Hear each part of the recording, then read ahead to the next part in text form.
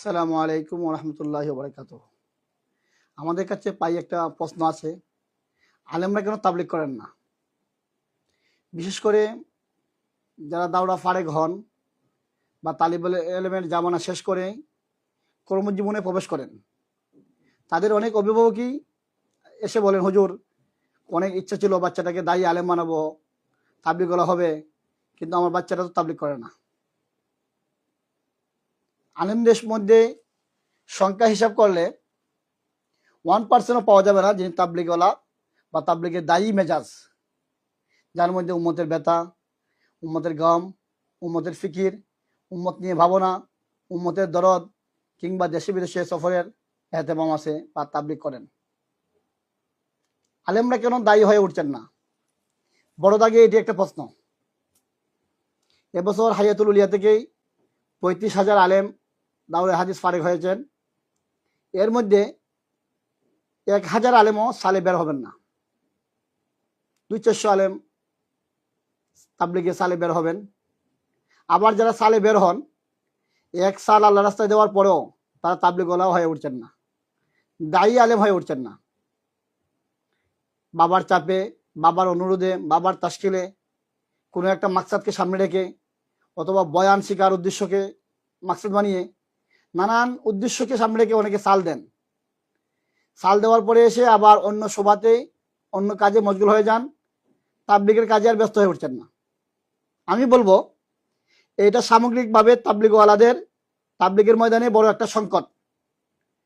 আপনি নিজামুদ্দিন বিশ্ব মার্কেটে যান, আমাদের হযরত মৌলানা মোহাম্মদ সাদ কান্দালবি দাওয়াত বারকাতুহুমের মানসা উলামায়ে কেরামে কাজের নেতৃত্ব দিবেন। দিল্লিতে যারা মেহনত করেন, ভারতে যারা মেহনত করেন, পাকিস্তানে যারা মেহনত করেন, আরবে যারা মেহনত করেন, আকসর উলামায়ে কেরাম। কিন্তু বাংলাদেশে সালওয়ালা উলামাদের সংখ্যা যেমন কম, আবার সাল দেওয়ার পরেও অধিকাংশ উলামায়ে কেরাম তাবলিগের কাজের মধ্যে ব্যস্ততা থাকছেন না, অন্য কোনো সভাতে চলে যাচ্ছেন। তো অন্য কোনো সভায় থাকার পরেও যে তাবলিগের কাজ টুকটাক করা যায়, এই কাজটুকু করছেন না। এক কথায় বলা যায় তালিবে ইলমরা দায়ী হয়ে উঠছেন না, উলামায়ে কেরামরা তাবলিগের কাজকে তাদের আপন কাজ হিসেবে নিতে পারছেন না।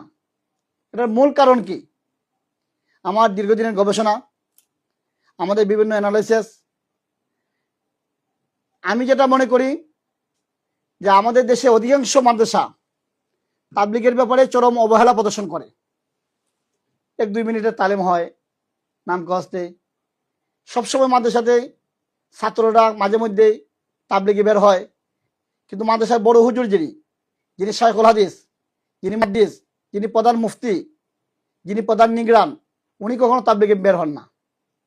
তো বাচ্চারা এইভাবেই বড় হয় ছাত্র জামানা থেকে, তো তাবলিগ করলেও হয়, না করলেও হয়। এটা খুব প্রয়োজনীয় জিনিস না। প্রয়োজনীয় জিনিস হলে আমাদের বড় হুজুর, আমাদের মুহাদ্দিস সাহেব, শাইখুল হাদিস সাহেব, ওনারা আল্লাহ রাস্তায় বের হতেন। কিন্তু আমরা ভারতে দেখেছি মুফাক্কিরুল ইসলাম, একবিংশ শতাব্দীর অন্যতম দায়ী সংস্কারক মৌলানা আবুল হাসান আলী নদভী রাহিমাল্লাহ কত বড় আলেম ছিলেন, মুফাক্কিরুল ইসলাম ছিলেন, শত শত কিতাব লিখেছেন, হাদিসের দর দিয়েছেন, কিন্তু উনি লম্বা লম্বা সফর করেছেন, সাল দিয়েছেন, আল্লাহ রাস্তায় নিয়মিত বের হয়েছেন। আল্লাহ রাস্তাকে বের হওয়াকেই ভারতের অনেক বড় বড় উলামায়ে কেরাম এটাকে কাজ বানিয়েছেন। আর আমাদের দেশে যেহেতু এটাকে কোনো কাজ বানানো হয় নাই, উলামায়ে কেরামকে গুরুত্বের সাথে নিচ্ছেন না, মাদ্রাসার মেহনতের সাথে অল্প সময় যদি ওনারা আল্লাহ রাস্তায় দিতেন, বেশি না অল্প সময়, তারপরে বাচ্চারা উৎসাহিত হতো এবং ওনাদেরকে দেখে বাচ্চারা আল্লাহ রাস্তায় বেরোতো।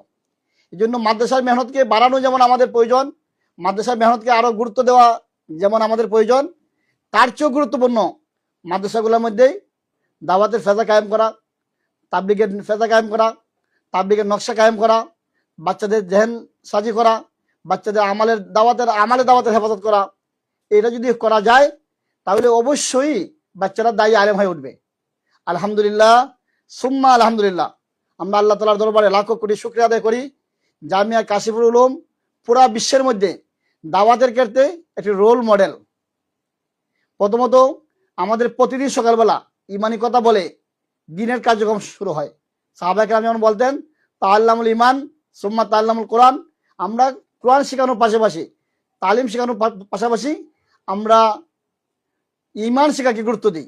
আসরের পরে বাচ্চাদেরকে ইমানে হালকা কায়েম হয়, রোজানা আধা ঘন্টা সময় তালিম হয়, প্রতিদিন আমাদের বাচ্চারা মাসরাতে বসে মাসরা ফিকির করে, প্রতি মাসে 3 দিন লাগায়, প্রতি সপ্তাহে সব গুজারিতে যায়, আবার প্রতি বছরে হেতেমামের সাথে চিল্লার সফরে করে।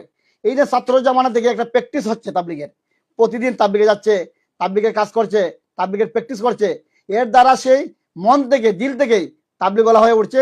সে সাল দেওয়ার পরে নিজের ইচ্ছা সে কি দিবে, সালের তাফসীল হবে, সাল দিবে, সাল দেওয়ার পরে সে দায়ী আলেম হয়ে উঠবে, সারা দুনিয়া সে সফর করবে। পাশাপাশি আমরা পৃথিবীর ইতিহাসে একটি বিরল কাজ করেছি।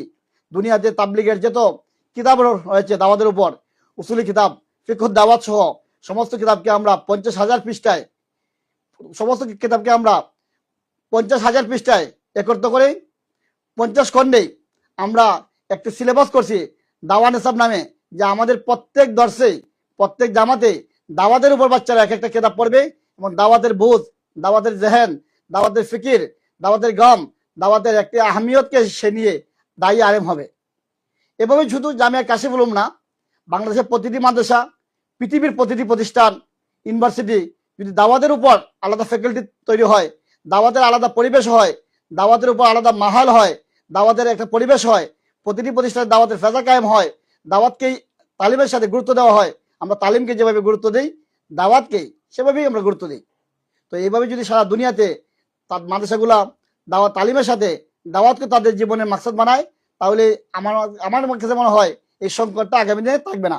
অসংখ্য দায়ী আলেম আমরা তৈরি করতে পারবো। আর যিনি আহলে এলেম হবেন, যিনি ওয়ারাসাতুল আম্বিয়া হবেন, যে নবীকে দুনিয়াতে প্রেরণের মূল মাকসাদই দাওয়াত ইলাল্লাহ। আর ওয়ারাসাতুল আম্বিয়াদের এটাই প্রধান কাজ, মানুষকে আল্লাহ তাআলার কথা বলা, আল্লাহ তাআলা ওয়াহাদানিয়ত, রুবুবিয়ত, দুনিয়া আল্লাহ তাআলাকে আল্লাহর সাথে আখিরাতের সাথে রিসালাতের সাথে পরিচয় করে দেওয়া, মানুষের দাঁড়ে দাঁড়িয়ে গিয়ে বারে বারে গিয়ে আল্লাহ তাআলা ওয়াহাদানিয়ত, রুবুবিয়ত কথাকে বলে মানুষকে আল্লাহর রাস্তায় বের করা, মানুষকে দিনের পথে আনা, এটা একজন নবীর ওয়ারিস যিনি হবেন, একজন দায়ী আলেমের কি এটা কর্তব্য। আর আমরা জামিয়া কাশিফুল উলুম এই দায়ী আলেম তৈরি করার জন্য একটা প্রচেষ্টা করে যাচ্ছি। আপনারা জামিয়া কাশিফুল উলুমের জন্য দোয়া করবেন, আল্লাহ তাআলা যেন এই মাদ্রাসাকে কবুল করেন, এই মাদ্রাসার সমস্ত উলামা তুলাবাদেরকে আল্লাহ তাআলা দায়ী আলেম হিসেবে কবুল করেন। আমিন।